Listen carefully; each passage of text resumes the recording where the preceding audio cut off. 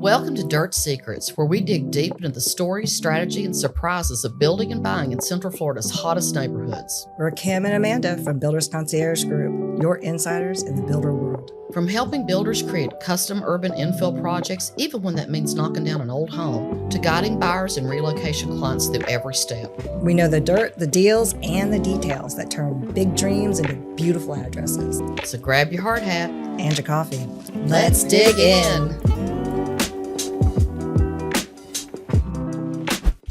Hi, and welcome back to Dirt Secrets. I'm Kim Griffin, and I've got two special guests here today.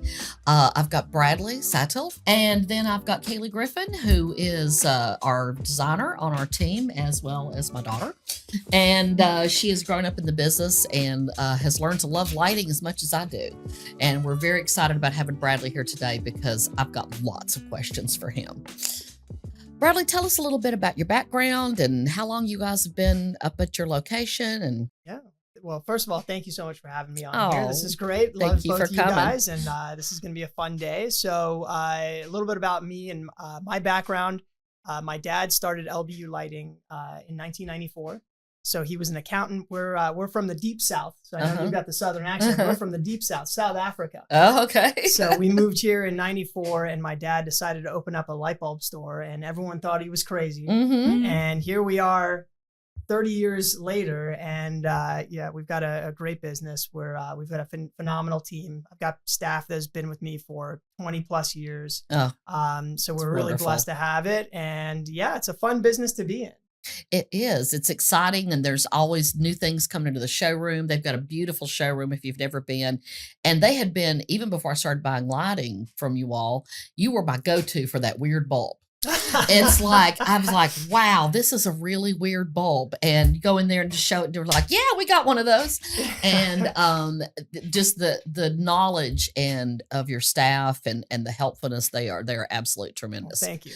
Well, let's talk a little bit about trends. You know, we're always, sometimes you get those go-to light fixtures when you're a designer for new build, and you tend to be like, oh, just, and I love that you're always encourage us. Hey, have you seen this? And hey, did you look at this? And it's there's just so many great trends that I'm seeing now with metals and natural materials, and I think that people look at lighting as the last minute thing. They're like, oh goodness, I need lights. I've got these holes in the ceiling. I've got to put something in.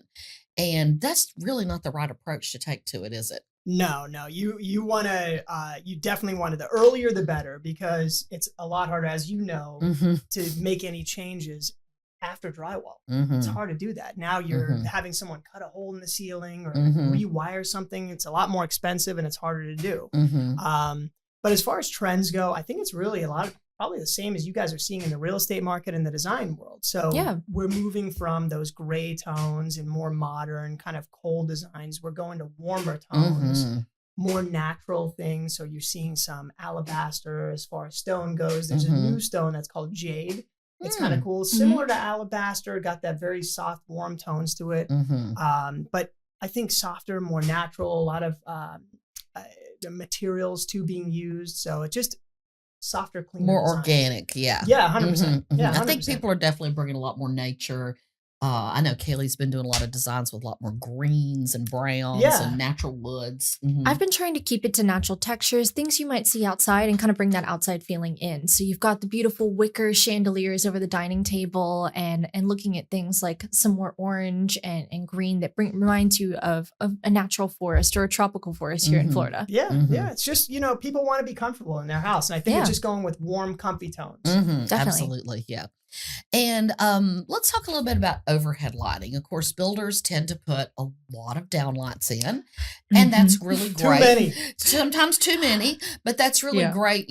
Obviously when there's nothing else in the house, there's no lamps, there's no under counter, there's no other, like ambient lighting. It's just all task. And I think that it's a layered approach, and it's like you should plan in that room. You're like, okay, I've got 6 downlights. I should probably have 2 lamps. I should probably have, I love the lighted tray ceilings with the LED tape lighting now is so much more warmer and softer and more dimmable. When it first came out, I was like, oh, that's bright.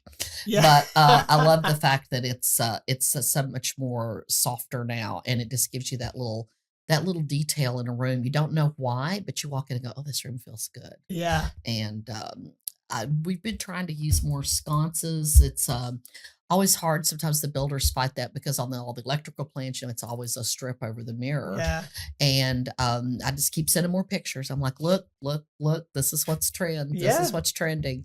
And everybody seems to be like, okay, it's 3 wires instead of 2, but we'll do it. Right. And it just, the difference in the look is just tremendous. You put a cool arched mirror in between, and it's so much. You've just taken a basic bathroom, I think, and really elevated it. 100%. So I think the most important thing you just spoke about is layered lighting. So Definitely. layered lighting is just so important. It's more than just recessed lighting on the ceiling. That's going to make everything look flat. So I think when you take a layered approach, you go with recessed lighting, you go with some under cabinet lighting, maybe in a kitchen, or even some toe kick lighting. Yeah, I love the toe You kick. can go with backlighting too. So now you can even take a stone that is, and you can actually have lighting under that stone. You can have that stone on the walls and just have a nice ambient lighting approach. But the more layers of lighting you have, and put them on separate dimmers and switches, right? Yes, builders, listen, dimmers. Dimmers are our friends. Dimmers are our friend, but separate it, because when you're having a party over, if you've got a dining room chandelier, you're going to dim that maybe to 50%, and then maybe have the overhead lights, maybe they're not even going to be on, and creating this really nice effect. But then if you're cleaning, you need that. You need that, and maybe when people are coming in, you need that as well too. You're trying to find that one earring you dropped, and you need every light in the house at 100%. Exactly. But until then, I think it's nice, especially in the evening when you want to wind down, to kind of set your lighting and make it more ambient as your day goes on. I feel like it's a 100%. great way to wind down when you come home from the overhead lighting of work, to relax a little bit and have those softer Yeah. I think it does help our brain shut spaces. down. Yeah, softer spaces. Without a doubt. And there's actually, so people also talk about smart lighting, right? That's definitely a hot topic for us. And I think that we want to do that in very small doses. I think that you can way overdo it. Overkill, too many remotes, too many things going on. It's like you need an engineering degree to run the house. Yeah. But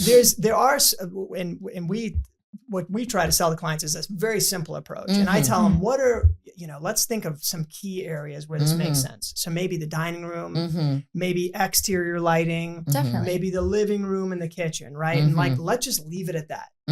And then what you can do is you can actually they have these keypads on the wall, and you can have a keypad that right when you get home, it says home and away. So you click home, and all of a sudden certain lights come on that are when you're home.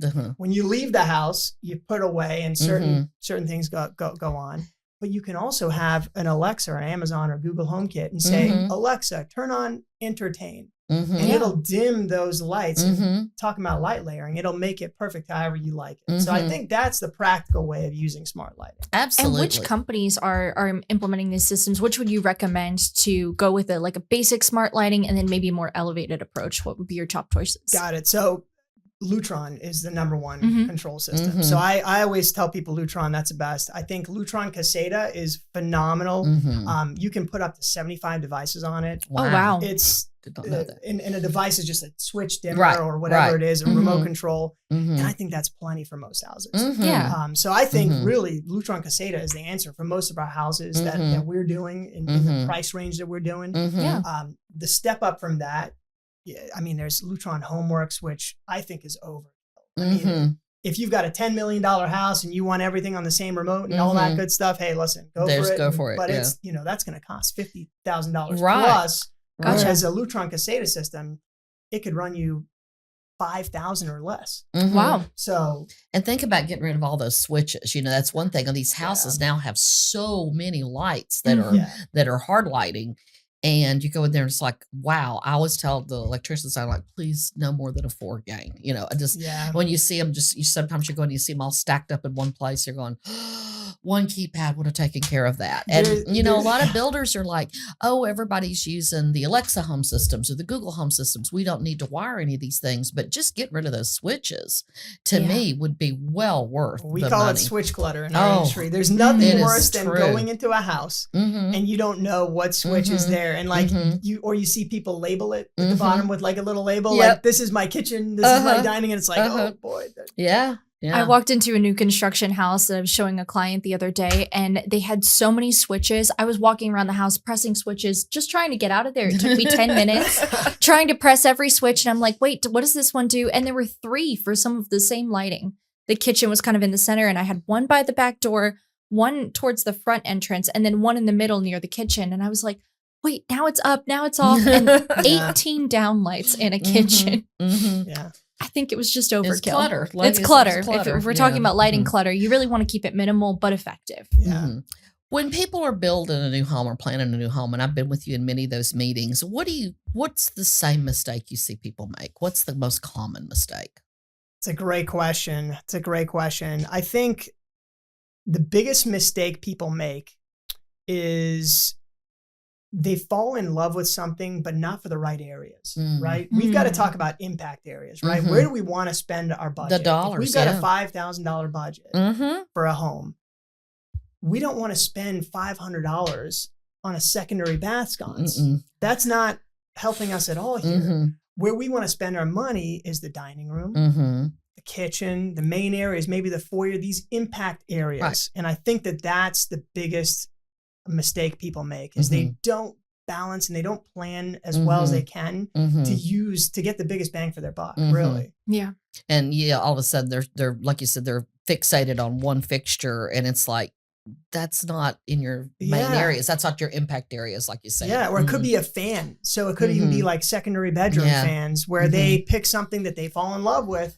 And maybe those fans are $500 a piece. And it's like, okay, that kind of cuts into the budget a little bit. Yeah. So, we really just want to help people get the biggest bang for their buck, right? Yeah. So what makes the most sense to make the biggest impact? And that's where I know Caleigh comes in very importantly in our team is she is really good about like, okay, here's the budget. And, she starts with the impact areas first. It's okay, let me spend my money there. And it really helps a homeowner. We've worked with the homeowners lately too. And they're just lost when it comes to picking fixtures. You're like, okay, let's do this one area at a time. And selecting a kind of style direction you want to go. I think that picking those impact areas, a lot of times with open floor plans now, you've got your kitchen, your dining, and your living and foyer are all kind of visible from one place. Yeah. So you want to make sure there's some cohesion in your design when you're picking those items. And I think picking in the same family, a lot of lighting companies have a great family system where they'll have lighting for each area in the same style. Yeah. And you can go 2 ways, right? Because some people want to go matchy, right? Which is totally fine. It makes them feel comfortable. We can do that. But others, I think cohesion is a really great point, right? Yeah. We want to make them talk to each other. I think a lot of times, especially when you get it like a couple, sometimes maybe the husband really likes these pendants. Maybe the wife really likes this dining fixture. And it's like, well, we got to make sure that they really work together, right? Because otherwise that can be a big mistake when you get into the house and you just doesn't look right. And that's where I love some of the new wicker and wood things. It's like you can throw a couple of those pendants over an island, and wood and wicker kind of tie in with almost anything. Yeah. You can have a black metal, like simplistic chandelier over the dining and throw some black rod with a wicker shade over the island, and all of a sudden it just works together. Yeah. Yeah. What's the most common thing? I know a lot of people come to your showroom that's where they start for their lighting advice and their design advice. What's the most, when you walk into a home and they're doing a remodel or a refresh on their lights, what immediately just makes a home look dated to you as far as lighting goes? That's a great question. I've walked in a lot of homes. A lot of people just don't update their lighting. Yeah. And now in the market, I mean, if you take some time on Zillow, and I don't care what city you're looking at, if you're looking at Longwood, Winter Park, College Park, wherever you're looking to buy a home, all these homes that were built in the 90s, a lot of people haven't taken the time or the dollars to update their homes. So you're seeing homes that in my opinion, are overpriced for what they Mhm. are over there. And if they were just Mhm. to spend the time to work with Just to someone freshen up. with a designer to freshen it up and to Uh-huh. make some Mhm. good choices, Mhm. boy, they could get so much more. I feel Mhm. like it really, it's I there's know. I'll small walk in the house things. and they'll have a new kitchen, and then there'll be a 2005 dining room fixture, a Tuscan shaded dining Chandelier room with fixture. little- I'm going, you just put this beautiful new modern kitchen in with Yeah. quartz. You didn't think to change the fixture out in the breakfast nook? Yeah. I'm always yeah. flabbergasted because light fixtures typically don't break. So I think it's one of those Yeah. things where like a kitchen will become non-functional. The drawers get old and sticky. Yeah. The cabinets get beat up. Bathroom, same thing, a lot of use on it. Yeah. People will be like, oh, this bathroom's so dated. But if that dining room fixture doesn't just go out, they don't think about it sometimes. Yeah. And I think that's one thing that our team does because we do new construction design. When we do go into a resale house, we'll try to make some reasonable cost updates for like, if you change out those kitchen and dining room fixtures, you're going to just give the whole new look. Yeah. And I always Yeah. tell them, I'm like, do you wear the same jewelry every day? And they're like, no, I don't. And I'm like, there you go. Lighting is And the jewelry. It is Yeah. the jewelry. It's Yeah. the earrings. It's the bracelets. It's the Yeah. bling. And it's then as soon as they look at it, it's like they've never even looked at that fixture in so long. They look at it and go, oh, you're right. That is really Yeah. outdated, isn't it? I'm like, I was putting a lot of those in 2005. Yeah. But Mhm. I think that's the most important thing. And my pet peeve is the fans with the tulip Oh. light fixtures. Oh, You will boy. still see those, especially like in secondary bedrooms. It's almost like they haven't looked at it Yeah. because it's still functional. It's still Yeah. doing what they originally installed it Yeah. to do. But you're going, oh, there's so much prettier fans I out mean, there you can now. get a sleek secondary bedroom fan for $150. Exactly. And I it's, 3 blades, Mhm. whatever color you want, Mhm. modern LED light, Yes, remote exactly. control. It's just so It's much like better. Fans have changed a lot since you put that Yeah. in. Mhm. Yeah. We're seeing, we're talking just about some more trends. We're seeing a lot of mixed metals. I love Yeah. the fixtures that have 2 or 3 different colors of metal on them Yeah. because also that makes it easy to tie in all your other stuff. Because the biggest issue we have as designers is you'll pick a gold faucet and that's from a plumbing manufacturer. Then Correct. you'll pick a gold cabinet handle from another manufacturer. Yeah. And then you'll pick a gold light from another manufacturer and getting those to marry. We walked into a house yesterday and I said, and our social media person, Emma, was with us and she said, what color are those handles? I said, oh, they're gold. I just glanced at them. Yeah. And then she pointed, she's like, faucet, pot filler, cabinet handles, all 3 different golds. And the Wow. cabinets were almost rose gold. I'm like, how do you match that?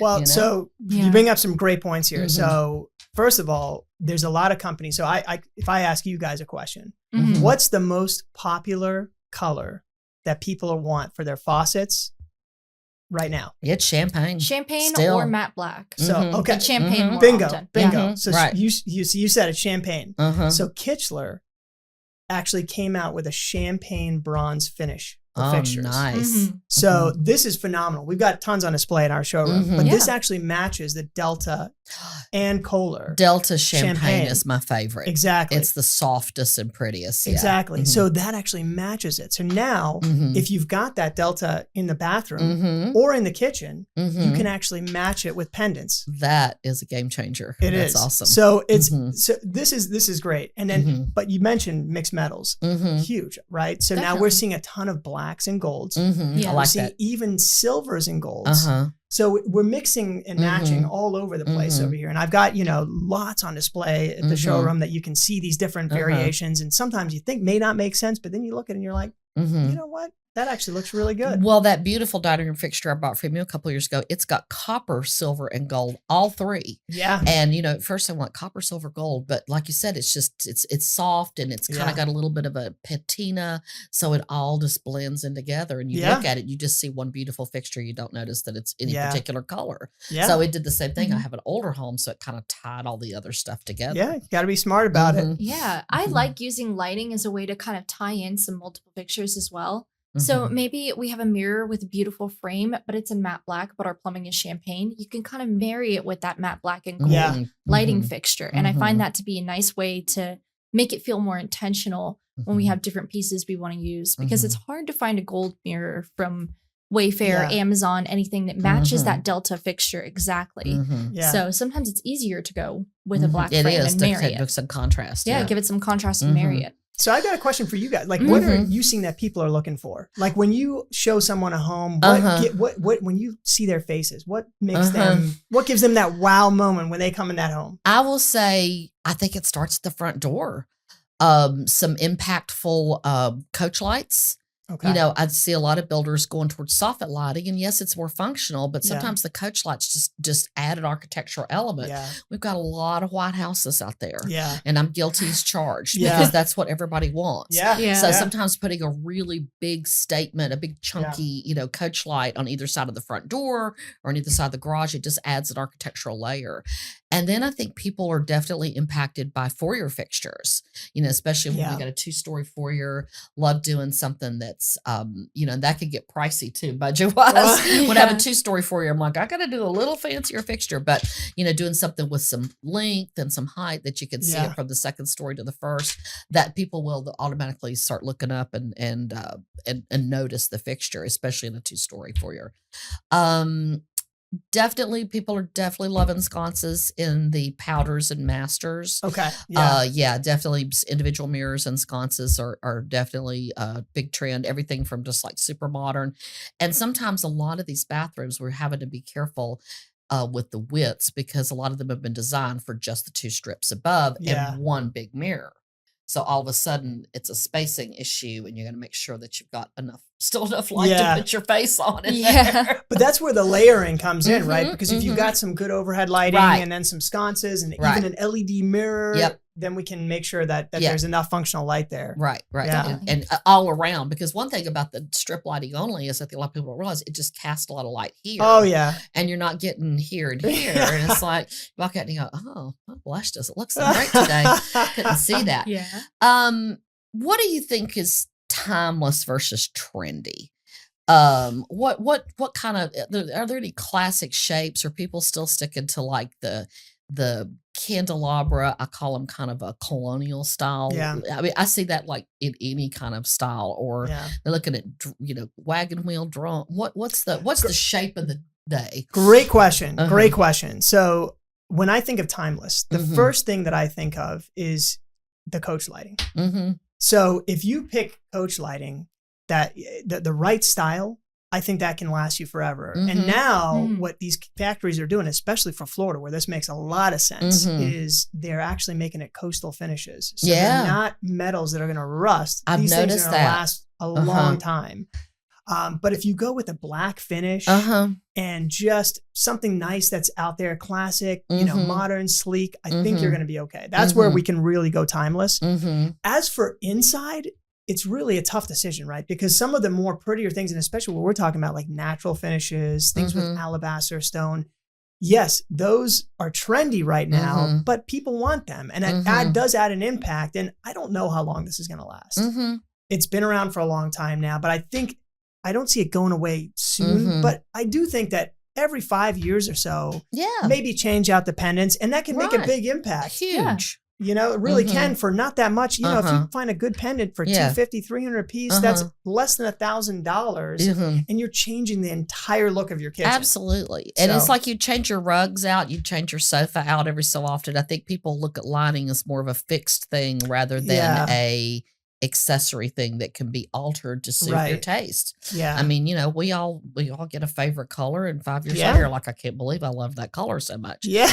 I've gone into some of my older homes and I'm like, oh, you really like that, didn't you? yeah. But I think that the people need to just rethink the way they think about some of those impact lighting Yeah. pieces. It's like, let's change that out. It's $500 or $600 and plus an electrician, and it'll just, like you said, change the whole look of the room. It really does. It Mhm. really does Mhm. make a big Mhm. difference. And I think classic shapes, even if they're a trendy material like wicker or wood, if it's a classic dome shape in your dining or something like that, Yeah. that's going Mhm. to endure a Mhm. bit longer Yeah. than Mhm. even 5 years. If you go for resale or something like Mhm. that, it's not something anyone would be offended at.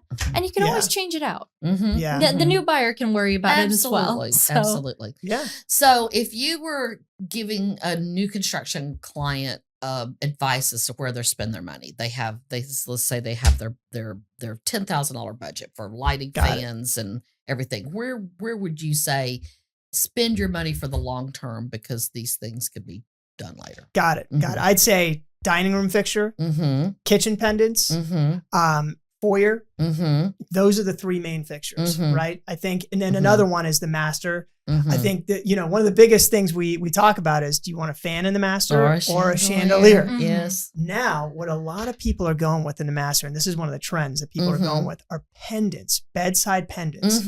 Now we're seeing a lot of this, because then in Florida, especially, a fan in a bedroom is so functional. Yeah, you need it. And some people are just fan people, right? So it's like they need it to sleep, the hum of it, whatever it is, and they will not go with a chandelier. But if you put a chandelier in the middle, you're not going to go with pendants.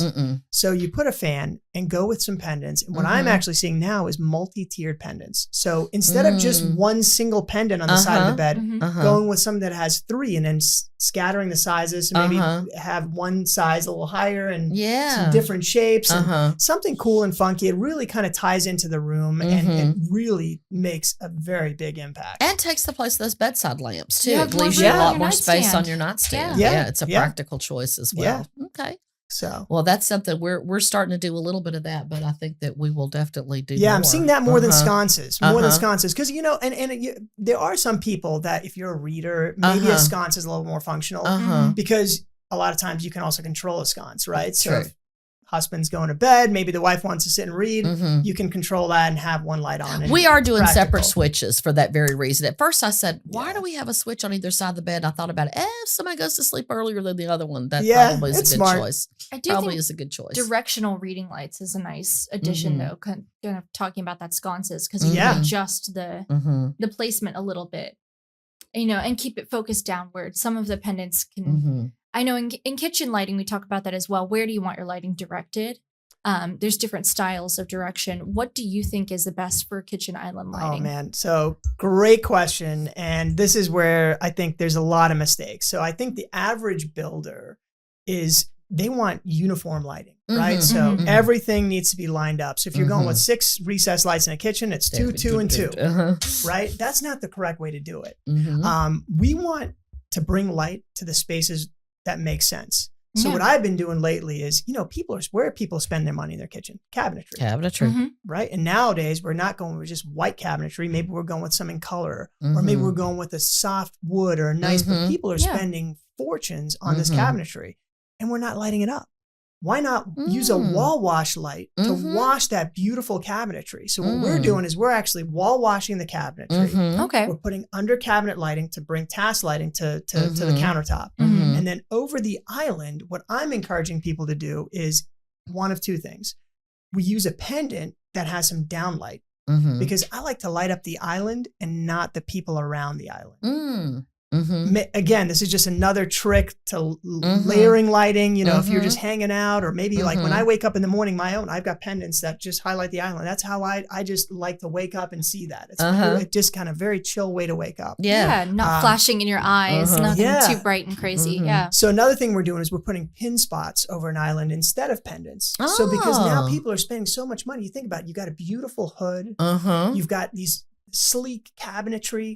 If you're putting pendants there, yes, pendants are beautiful, but maybe they're taken away from the open space. So instead of doing that, maybe let's use some precision downlights to really illuminate that countertop. And I think just another strategy that people are using. And explain briefly what a wall washer is. I mean, obviously by the name we know, but it's actually a downlight with an aperture inside that you can. It's another kind of downlight. It's not fancy. It's not super expensive. It's just different. Yeah. So we've got there are 3 main kinds of downlights, and this is like me just nerding out on lighting over here. I love it. we're here to nerd out with you. Right. Yeah. So there's a standard downlight.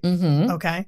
And then there's an accent light. So an accent light is adjustable, and what the higher end accent lights are internally adjustable. So nothing actually protrudes from the ceiling, but an accent light, what you can do is it's best for artwork. We're not because- using eyeballs anymore. Oh boy, I've still got plenty in stock if you need them from back in the 90s. But yeah, most of the time we're getting a little more techie, and we're internally adjustable, so nothing protrudes from the ceiling, and they come with different beam spreads. So if you've got a piece of artwork that's a large piece of artwork, we go with a wider beam, and then we go with a tighter beam for those smaller pieces that would just highlight that piece of artwork. And that the best artwork is when the artwork is highlighted and nothing around it. That makes the art look best. Yes.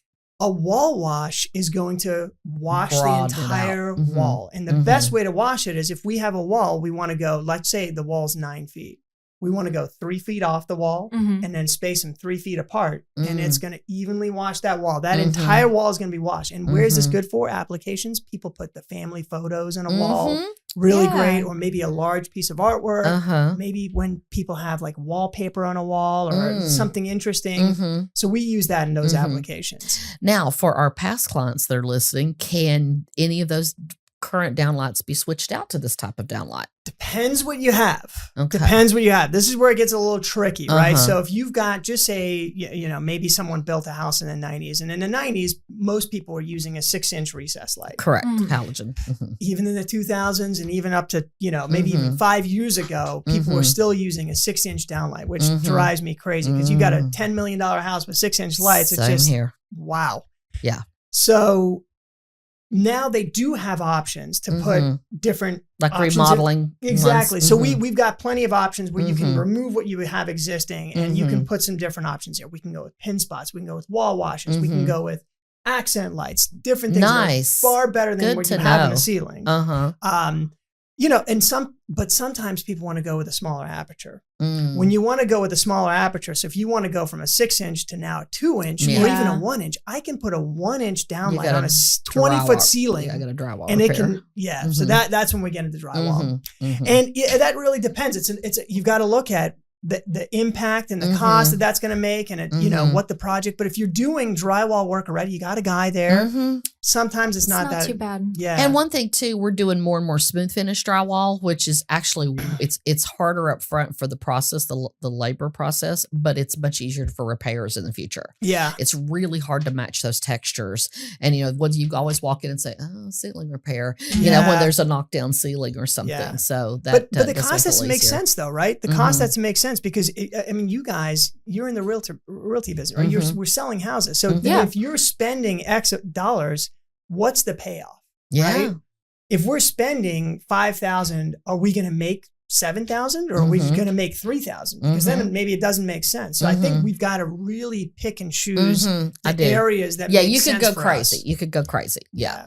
But I do think that builders, if you're listening, I do think more dimmers and more wall washing would be a great impact to have for very low cost, especially if you're doing it during construction. Yeah. Dimmers are huge. Yeah. Dimmers are Definitely. huge. I think so dimmers inexpensive. make such a big impact. And by the way, what's a good quality dimmer cost, Bradley? You can buy a good quality dimmer for $30. Listen, builders, $30. $30 versus a light switch is $5. So for Exactly. $25, you can make a huge upgraded. impact. Huge I mean, upgrade. really, it makes such a huge difference. That drives me crazy. If you've ever stayed in Airbnb that they don't have a dimmer. Oh, no. I know. Yeah. You have to turn on every lamp and you have to walk around the house because I don't like the overhead lights on, honestly, at all, unless I'm looking for something. I'd prefer to keep my windows open, enjoy some natural light. And that's really, my overhead lighting is my last resort lighting. Nothing worse than going into a house without a dimmer and just having bright lights on in a bedroom, in a master bedroom. You feel like you're in an office building. It doesn't feel comfortable I would or say it's like homey. grocery store. Yeah. Yeah, but you'd be surprised how many people don't do it. Oh no, especially They don't. And They don't. And then think about it. And then it's like they don't know what they don't know.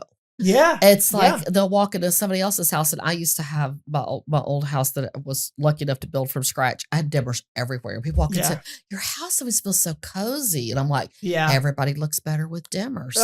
And then they wouldn't realize, so they go home and go, oh yeah, that's the missing element. You don't know. You just walk in and know it feels good. Yeah. So to wrap up a little bit, tell us a little bit more about what LBU offers for services, a little bit about your showroom hours. It's so close too, guys. Yeah. If you're in Winter Park, College Park, downtown, they are right around the corner. Yeah, well, thank you. So, yeah, I mean, our business. So we work with tons of designers and builders in town. So whether it's a custom home builder, semi-custom home builders, designers bring their clients in all the time, but we also work with just regular clients, right? We get tons of people walking in just wanting to replace their dining room chandelier, replace their pendants, and we help everyone. And like Kim said, even with just the light bulbs, we got I've got over 5,000 kinds of different light bulbs on display. I know Kim and I were joking around earlier about when you walk into a house and there's 6 different colors of light bulbs. Nothing drives me crazy when I go to a house and it's like you see one that's blue, one that's white, one that's yellow, and it's like, oh my God. Because they replaced them whenever one went out, whatever they picked up at Lowe's that day is what they replaced it with. That's exactly right. There was a honeydew list, and the husband went to Home Depot and he said, I need one of these. And those guys just get him one of those. Handed one of those, yeah. So, yeah, when you come to me, we're going to make sure that you get the right thing, right? We're asking questions that most people don't. But yeah, we've got great service. I'm so blessed to have such a great team. I've got wonderful team. People always tell me that, my team does a great job with them. I've got people that have been working with me for a long time. They've got far more experience than I do, even in the business. And you just learn so much just being around it, and you learn from your mistakes too. Definitely. You learn from your mistakes. Absolutely. Like we've seen what we've done and didn't work, and it's like if you bring you got to learn from that. Yeah, absolutely. Bring that knowledge forward. You can keep a client from making a costly lighting mistake and installing 100%. something that doesn't work. Yeah, absolutely. Yeah, but you do, if you have any lighting needs at all, you definitely need to go see Bradley and his team. They're amazing. I've been there 7 years, and I always laugh. I was like, Bradley's the only man I'll never break up with, because the service there, I just walk in and you just feel special. When you walk in the showroom, you just feel like you've got attention, you've got special, you're never irritating anyone. Everyone from the counter goes, hi, and it's just such a happy place for me. Wow. It is one of my favorite things to do. It's like when we have lighting, we fight over who gets to do the lighting. Oh my gosh. Well, it is for us. A big part of that is the customer experience. We want to make sure that when people are doing this, they have a good time doing it. We want to make sure they have fun. We want to make sure we provide them with all the options. And really, we're asking them questions that they don't think about, right? Right. What kind of styles are you looking for? Right. How can we work with you to achieve that? And, also, there's things that we know that most people don't. Like people don't think about like the sizing of things, right? Never. So, right. I mean, how big should my chandelier be over my table? Exactly. It's like, how big is your room? How big is your table? Yeah. How low should we hang the pendants over the island, right? Like where should we hang those? How big should that be? The spacing, should I use 2? Should I use 3? Right. And I think it's really important. The sizing is truly important too. And I think that's one thing. You go into a big box store. I won't pick on any one particular, but they're all kind of the same size. Yeah. Because they're really geared towards the remodeling crowd. They're, like you said, she put it on the honeydew list and said, hey, go pick out, go get a new dining room light. Yeah. And they're all kind of undersized. If you're in an apartment or a very small home, it probably works, but having it the right size is absolutely critical. It's like there's nothing worse than walking in a big, beautiful dining room. You see this dinky little fixture. Yeah. Or they can be too big too. And that's, you heard it from Kim. Yes. Size matters. It does. I made that mistake personally. We bought a dining room fixture and it was I didn't realize my dining room table it's a mid-century boat. So it's a little narrow and it tapers to the ends. Yeah. And I probably should have gotten the size down, but I was so excited when I saw this fixture. I immediately sent it and said, order me this. And, it's beautiful. It certainly anchors the room, but it is just a teeny bit too big. Tall people that come in my house, I'm like, watch that fixture. Yeah. But anyway, well, thank you so much for coming on today. Thanks for having me. For all the great service that you've given us and builders. If you are looking for a great lighting partner, you need to look no further. Quit ordering stuff off of those places. Well, thank you so much. Yeah, I really appreciate it. It's a pleasure to work with you guys too. Thanks for coming by. Yeah. All right. And that's this episode of Dirt Secrets. Thanks for joining us today for the special design segment, and we'll see you soon. That's another episode of Dirt Secrets, where we uncover the real stories and strategies behind building and buying in Central Florida. If you're a builder ready to make your mark with a custom urban infill project, a buyer looking for the perfect home, or someone relocating here for a fresh start, we're here to guide you from blueprint to closing. Make sure to follow the show on your favorite podcast app so you never miss a single secret and to stay ahead of the market. You can find us at buildersconciergegroup.com or on Instagram and Facebook at Builders Concierge Group, where we share listings, behind-the-scene tours, and sneak peeks of what's coming next. We'd love to hear from you. Send your questions, your dream home wish list, or your own dirt secret, and we might feature it in a future episode. Remember, whether you're breaking ground, buying your first home, or finding your Florida forever home, the right property isn't just built, it's crafted with the right team, the right strategy, and the right connections. you've been listening to Dirt Secrets, and we'll see you on the next episode.